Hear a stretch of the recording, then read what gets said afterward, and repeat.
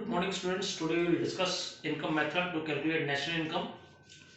So, first of all, when we try to understand the income method, we will find out first value, that is NDPFC, which is actually domestic income of the economy. Domestic income of the economy. So, to calculate as per the definition, when we talk about the national income, as per the definition, it refers to the factory income earned by all the normal residents of the country is called as national income. So, what kind of incomes we have? First of all, we will classify them, such as we have three categories of incomes. First one is compensation of employees.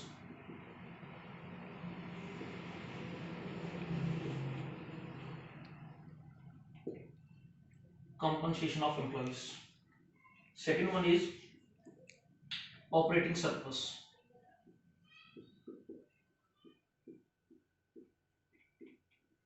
And third one is mixed income. These are the incomes that can be earned by the normal residents of a country. Why we have created this differentiation in the income? Because as we know, we have the factors of production, that is land, capital, entrepreneur skill or entrepreneurship, and last one is labor. So income is earned by all these four factors of production. The labor, the compensation of employee represents the income earned by labor, and the rest three factors of production comes under the category of operating surplus. The income generated by capital, entrepreneurship, and land comes under the category of operating surplus. And here is another topic, that is mixed income. We will discuss it later on. First of all, whenever a labor gives its services to the production units, it receives some money in the form of salary, in the form of we can say traveling allowance and deer allowance, HRA and so on. तो हम यहाँ क्या discuss कर रहे हैं कि जो income method हम समझने की कोशिश कर रहे हैं नेशनल इनकम को कैलकुलेट करने की, उसमें हम सबसे पहले फाइंड आउट करेंगे एनडीपीएफसी, जो होती है net domestic product at factor cost. उसमें वो किसकी इक्वल है? वो डोमेस्टिक इनकम है, किसी भी डोमेस्टिक इनकम है किसी भी इकोनॉमी। डोमेस्टिक इनकम है वो, उसको फाइंड आउट करने के लिए हम इनकम को कैटेगराइज कर लेते हैं। किन तीन कैटेगरी में इसको रखते हैं? Compensation of employ, second one is operating surplus, और third one is mixed income. हमने कहा कि ये इनकम जो जनरेट होती है वो फैक्टर्स ऑफ प्रोडक्शन जनरेट करते हैं, और वो कौन से हैं? Land, capital, entrepreneurship and labour. तो जो भी लेबर कुछ अर्न कर रही है, लेबर अपना एफर्ट्स लगाकर जो भी इनकम जनरेट कर रही है, वो आ जाती है कंपनसेशन ऑफ एम्प्लॉय की कैटेगरी में। कि एक एम्प्लॉय जो भी काम कर रहा है उसको कंपनसेट किया जाता है। किसके थ्रू कंपनसेट करते हैं? उसको सैलरी देकर, ट्रेवलिंग अलाउंस देकर, डीए देकर, डीआर अलाउंस जिसको कहा जाता है, एचआरए यानी कि हाउस रेंट अलाउंस दिया जाता है कंपनी की तरफ से। तो ये कुछ और प्लस हम इसमें कर सकते हैं। रिटायरमेंट पेंशन, रिटायरमेंट पेंशन मिलती है एम्प्लॉयज को उनके रिटायर होने पर। तो ये कुछ चीजें हैं जो जिनको अगर प्लस कर लें तो हमारे पास वैल्यू आती है कंपनसेशन ऑफ एम्प्लॉय, जो कि लेबर ने कमाया है। अब हम बात करते हैं ऑपरेटिंग सरप्लस की। अदर देन लेबर जो भी रिसोर्सेज हमें कमा के दे सकते हैं, जैसे लैंड है, कैपिटल है और एंटरप्रेन्योर स्किल है हमारी, वो जो हमें कमा के देती हैं वो है ऑपरेटिंग सरप्लस। और वो क्या क्या कमा के देते हैं? हमें पता है कि लैंड के अगेंस्ट हमें रेंट मिल सकता है, और कैपिटल की वजह से इंटरेस्ट जनरेट किया जा सकता है,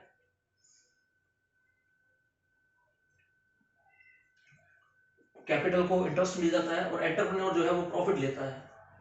अपनी एंटरप्रेन्योरशिप की वजह से। तो इन तीनों को प्लस कर दें हम, और इसमें एक और कंसेप्ट है रॉयल्टी का। रॉयल्टी ये क्या है कि जब भी इसको हम एक एग्जांपल से समझते हैं, सपोज एक एरिया है, एक ज़मीन है खाली, उस ज़मीन को अगर हम सेल करना चाहें, सपोज उस पर्टिकुलर एरिया की वैल्यू है 10,000, पर अगर उसको हम उसमें अगर एक ट्यूबवेल लगा दें तो उसकी वैल्यू बढ़ जाएगी, वो 12,000 सपोज अगर हो जाए, तो 2,000 का जो एडिशन हुआ है वो रॉयल्टी है उस ज़मीन की, उसको उस ट्यूबवेल की वजह से मिलने वाली एक्स्ट्रा इनकम। इसी तरह से सपोज मैं कोई बुक लिख रहा हूँ, उस बुक को अगर मैं पब्लिशर उसको पब्लिश करेगा तो उसको जो भी प्रॉफिट मिलेगा उसका एक हिस्सा वो मेरे को देगा, जो है रॉयल्टी मेरी। तो ये इनको हम अगर प्लस कर दे तो हमारे पास आ जाता है कंपनसेशन ऑफ एम्प्लॉय। और इसके बाद सॉरी, अगर हम रेंट, इंटरेस्ट और प्रॉफिट और रॉयल्टी को अगर प्लस करते हैं तो वो ऑपरेटिंग सरप्लस में आता है, क्योंकि ये लेबर के अलावा जो भी कुछ प्रोडक्शन, जो भी इनकम जनरेट हुई है वो इस कैटेगरी में आती है। अब हमने यहाँ लिख दिया है मिक्स्ड इनकम। मिक्स्ड इनकम क्या है? ये सेल्फ ओन्ड बिजनेसेस जो हैं, जिनके जो खुद अपना बिजनेस, सेल्फ एम्प्लॉयड लोग हैं जो, उनकी जो अर्निंग है वो मिक्स्ड इनकम है। जैसे हम देखते हैं कि छोटे छोटे दुकानदार हैं, उन्होंने उनकी अपनी दुकान है, उसमें वो अपना सामान परचेज करके उसको सेल कर रहे हैं, ट्रेड कर रहे हैं उसका, तो वो कभी भी क्लासीफाई नहीं करते अपनी इनकम को कि मेरी मेहनत की वजह से मेरे को कंपनसेशन इतना मिलना चाहिए, मेरे को ऑपरेटिंग सरप्लस, मेरी दुकान का रेंट इतना हुआ, मैंने जो पैसा लगाया उसकी इंटरेस्ट इतना है, तो इनको नहीं वो काउंट करते। तो वो जो सेल्फ ओन्ड बिजनेसेस हैं, जो बिजनेस वो खुद चला रहे हैं छोटे छोटे, उनकी जो अर्निंग है वो ये देखते हैं कि हमने एक महीने में 50,000 का माल लिया था, उसको 60,000 में अगर हमने बेच दिया तो 10,000 महीना कमा लिया हमने। तो इसका मतलब ये है उस 10,000 में वो लैंड का रेंट भी आ गया, उसी के लिए इंटरेस्ट भी आ गया, प्रॉफिट भी आ गया, सब चीजें उसमें आ गई, इसीलिए इसको हम कहते हैं मिक्स्ड इनकम। तो अब हम आगे इसको कंटिन्यू करते हैं कि अगर हम ये तीनों टाइप्स की इनकम को अगर हम प्लस कर दें, यानी कि फॉर्मूला क्या बन जाएगा इसका, आप देखिए। तो एनटीपीएफसी का फॉर्मूला बन गया compensation of employ plus operating surplus plus mixed income.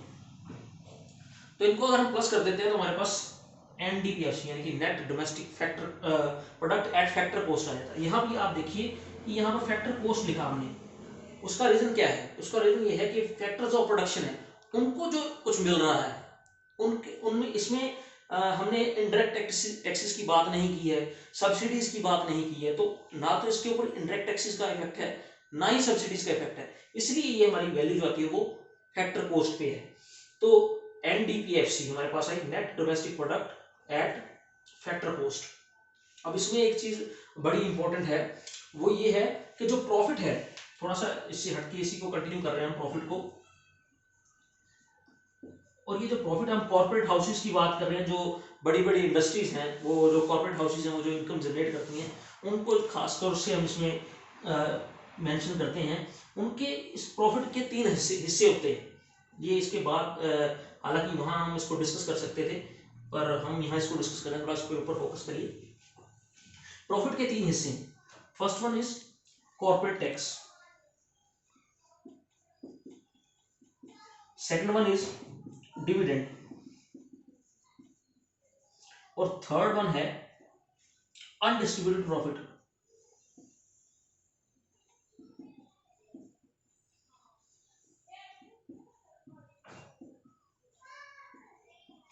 ये 3 हिस्से इसके हैं, जो आप समझिए कि क्या है ये, कि जो कॉर्पोरेट वर्ल्ड है जो उसके ऊपर गवर्नमेंट टैक्स लगा देती है।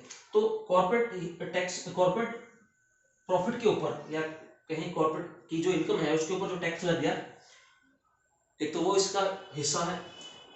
जो कॉर्पोरेट वर्ल्ड के ऊपर जो कंपनीज के शेयर जिन्होंने खरीद रखे हैं, उनकी इनकम, उनकी प्रॉफिट में से कुछ हिस्सा उनको मिलता है, उन शेयर होल्डर्स को, जिसको हम कहते हैं डिविडेंड, तो वो उनके पास चला जाता है। इसी तरह से है अनडिस्ट्रीब्यूटेड प्रॉफिट। अनडिस्ट्रीब्यूटेड प्रॉफिट क्या है कि कुछ पैसा ये कॉर्पोरेट वर्ल्ड अपने लिए रख लेते हैं ताकि फर्दर इन्वेस्टमेंट वो कर पाए, उनके जो रूटीन के काम है वो चल पाए। तो ये 3 हिस्से हैं, कॉर्पोरेट टैक्स, डिविडेंड और अनडिस्ट्रीब्यूटेड प्रॉफिट। कई बार पेपर में ये होता है कि कॉर्पोरेट टैक्स, डिविडेंड और अनडिस्ट्रीब्यूटेड प्रॉफिट दिए होते हैं, तो इन तीनों का अगर हम ऐड कर लें तो प्रॉफिट की वैल्यू आ जाती है। और ये खास बात हमें ध्यान रखनी है पेपर में कि जब भी प्रॉफिट की वैल्यू दी हुई है तो फिर हमें इनको इग्नोर कर देते हैं, क्योंकि प्रॉफिट में ये वैल्यू ऑलरेडी आ चुकी है। तो ये था इसका एक इंपॉर्टेंट हिस्सा जो हमें डिस्कस करना चाहिए था। और ये जो अनडिस्ट्रीब्यूटेड प्रॉफिट, इसके भी दो और नाम हम लिख सकते हैं। वो क्या है? रिटेन अर्निंग कह सकते हैं इसको। रिटेन अर्निंग मतलब वो पैसा जो रिटेन कर लिया, वो अर्निंग, वो कमाई जो कॉर्पोरेट वर्ल्ड ने अपने पास रख ली, रिटेन कर ली। इसी वर्ड, हम वर्ड को यूज कर रहे हैं इंग्लिश के अलग अलग, कि अनडिस्ट्रीब्यूटेड प्रॉफिट वो प्रॉफिट जो बांटा नहीं गया, मतलब रख लिया वो। और इसको और क्या कह सकते हैं? कॉर्पोरेट सेविंग कह सकते हैं, कि कॉर्पोरेट वर्ल्ड ने पैसा सेव कर लिया अपने पास। तो ये इसके दो और नाम हो सकते हैं। तो ये हमने टॉपिक जो डिस्कस किया, जिसकी वजह से हम डोमेस्टिक इनकम को फाइंड आउट कर सके। डोमेस्टिक इनकम को कैसे नेशनल इनकम में कन्वर्ट करना है, इसके लिए हम एक अलग से वीडियो बनाएंगे, इसमें कन्वर्जन को हम समझेंगे। आई होप ये वीडियो आपको समझ में आया होगा, ये कॉन्सेप्ट आपको समझ में आया होगा। अगर इसमें कहीं डाउट है, कोई कंफ्यूजन है, तो आप मेरे से डिस्कस करिए ताकि इसको हम और अच्छे से समझ सकें। Thank you.